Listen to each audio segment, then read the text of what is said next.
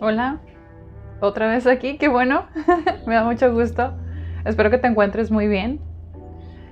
Espero también que me sigas en mis redes sociales, te las voy a dejar aquí en la descripción del video. Y vamos a darle, ahora sí, ¿ok? Te platico que a partir de que empezó este año, una de las cosas que he estado analizando es, conectando con el tema anterior, ¿no? Que es el tema de reconstruirse, que te invito a que vayas a ver ese video. Estoy analizando este otro tema y quiero compartirlo contigo. Es sobre cambiar de paradigmas. Te estarás preguntando, pero Meli, ¿qué es un paradigma? Pues te lo platico a grosso modo, ¿no? Vamos a ver si queda suficientemente claro y si no, te agradecería muchísimo que me lo dejes en comentarios.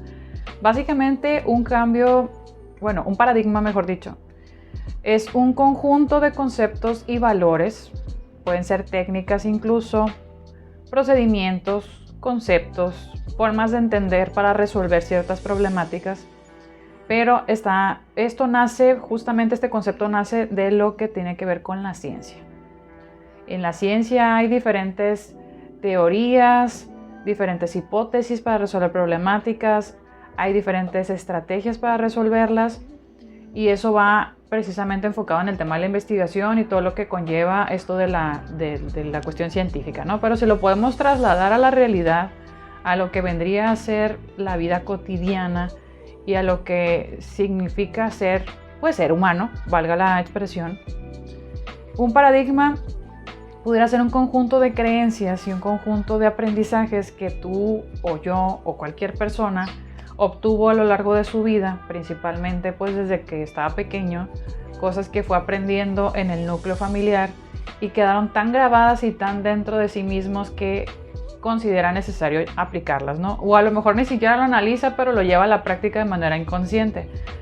Es decir, puede hacerlo de manera automática o en piloto automático, como vendrían a decir estos del mindfulness, y no se analiza a profundidad, no se ve una necesidad de cambio porque pues ni siquiera sabemos cuáles son los paradigmas que tenemos, cuáles son las teorías, cuáles son los conocimientos con los que avanzamos en la vida, ¿no?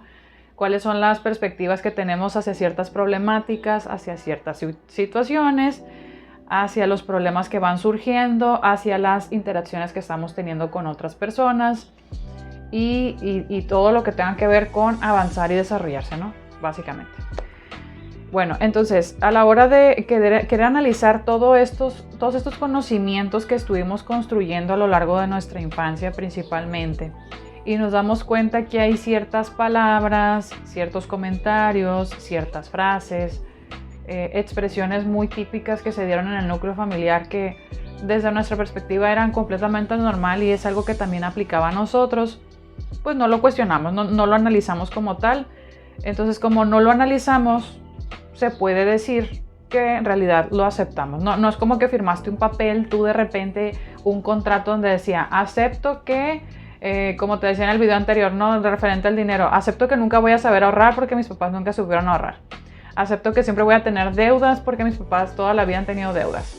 Acepto que mi relación de pareja va a ser poco funcional porque pues es lo que aprendí de mis papás y es lo que aprendió mi pareja de sus papás. Entonces, si yo no lo cuestiono y si yo no visualizo esos saberes y esos aprendizajes del pasado, de manera inconsciente lo estoy aceptando. Entonces seguramente lo voy a repetir. Tengo que revisar cuáles son los conocimientos que yo poseo sobre esas temáticas específicas para poder evaluar si eso realmente aplica a mi persona. Porque si no aplica a mi persona, entonces requiere cierta capacidad de razonamiento para poder entender y empezar a partir del entendimiento a buscar unas nuevas estrategias que realmente sí puedan ser aplicadas a mi persona. No quiere decir que porque a otra persona tuvo un modelo diferente para resolverlo porque lo aprendió de sus papás, lo aprendió de sus abuelos, lo aprendió de cantidad de personas que estaban alrededor que eran parte de su círculo cercano, no significa que yo lo tenga que volver a hacer. Si anteriormente, y me estoy yendo mucho a los extremos con este ejemplo, ¿no? Si anteriormente, no sé, los abuelos tenían esta creencia de que dándole golpes a la mujer seguramente ella iba a entender mejor sobre lo que estaba deseando y lo que estaba necesitando. Ese era un aprendizaje que adquirieron tus papás y se repitió quiere decir que esas personas en ningún momento de la vida se pusieron a cuestionarse si realmente eso funcionaba o no funcionaba. Si eso puede herir o lastimar la relación de manera que se vaya rompiendo poco a poco. O en este hablando de las relaciones, ¿no? Que anteriormente se decía, no, pues es que si te casas en una relación heterosexual, ¿no? Te casas con una persona y se aguantan el resto de la vida. Se aguantan y se casan y el matrimonio es de aguantar. Y tú como hijo o como nieto observas que así fue, ¿no? Y a lo mejor la abuela aguantó golpes, gritos, violencia, maltrato y un montón de situaciones que no tenía por qué haber soportado, pero decían que el amor lo podía todo y el matrimonio tendría que haber soportado esas situaciones. Bueno, a lo mejor la siguiente generación dice, oh, ¿pero por qué? ¿Por qué tendría yo que aguantar que me violenten y me maltraten, que me minimicen o invaliden mis sentimientos cuando realmente lo que yo pienso y siento sí importa? ¿Y por qué tendría que hacerlo? Entonces a lo mejor la siguiente generación dice, no, pues entonces yo, aunque la gente hable de mí, por lo menos voy a considerar, a lo mejor no lo voy a hacer, no lo voy a aplicar, ¿no? Pero voy a considerar la opción de separarme. No necesariamente la opción de divorciarme, que no es lo mismo, ¿eh? Porque hay personas que viven separadas y no hay una situación ahí legal, no un papel que diga que están separados realmente, solamente cambiaron cada quien de domicilio y están separados, ¿no? Y cada quien hace su vida, pero legalmente siguen unidos, ¿no? Es lo que te quiero decir. Entonces, a lo mejor la siguiente generación por lo menos va a considerar la opción de, sí, porque no nos separamos, ¿no? A lo mejor no me voy a divorciar legalmente, pero me voy a separar.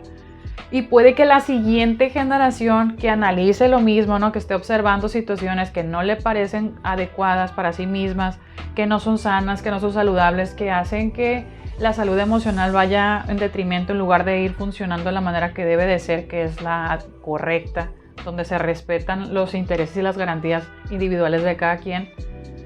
Pues a lo mejor en esa ocasión es, no, ya no quiero. Si yo veo una situación, a lo mejor al año, o a lo mejor a los 2 años, digo, no, definitivamente mejor me voy. Y se separan legalmente, ¿no? Pero puede ser que en la siguiente generación, ya no sé, los tataranietos o quienes tú quieras, ¿no? Que aprendieron y vieron todas esas circunstancias y se pusieron a analizar esa situación de la relación de pareja, dicen, no, yo no me quiero casar. Yo me he dado cuenta que las relaciones de pareja son caóticas y desde mi punto de vista, pues no debería nadie casarse, entonces mejor voy a andar como pata de perro, dijeran por ahí los abuelitos o las personas mayores, y no me voy a comprometer con alguien. Entonces pudiera ser esa otra cuestión, ¿no? Otra forma de entender ese mismo paradigma de el matrimonio, ¿no? Por decir algo. Ahora, pudiera ser que otra de las cosas que pudieran tomarse en cuenta y considerarse como un cambio de paradigma sea esta cuestión de, bueno, todas las personas en el pasado de otras generaciones odiaban y aborrecían el matrimonio y decían que comprometerse era lo más horrible del universo y nadie se quería casar. Pero ¿qué tal si la pareja, en lugar de encontrarse como si fuéramos la media naranja y decir que todo es perfecto y maravilloso y vivieron felices para siempre, qué tal si realmente entiendo que yo tengo que estar bien emocionalmente y encontrar una persona que esté buscando por lo menos mejorarse a sí misma en lo emocional para tener inteligencia emocional ambos y poder conectar de la manera correcta y poder comunicar de la manera adecuada todas nuestras necesidades y todo lo relacionado con el lenguaje del amor o los lenguajes del amor? ¿Qué tal si en realidad tenemos que construir ese vínculo? Si tenemos que esforzarnos todos los días por mejorarlo y no creer en el matrimonio como algo horrible, sino como una oportunidad de crecimiento, como una oportunidad de analizar las situaciones del pasado y los aprendizajes del pasado, pero en compañía de una persona que nos pueda apoyar, ¿no? Entonces, nada más para que te des una idea, son diferentes cosas que suceden a raíz de que alguna persona se da cuenta que algo no funcionó en el pasado.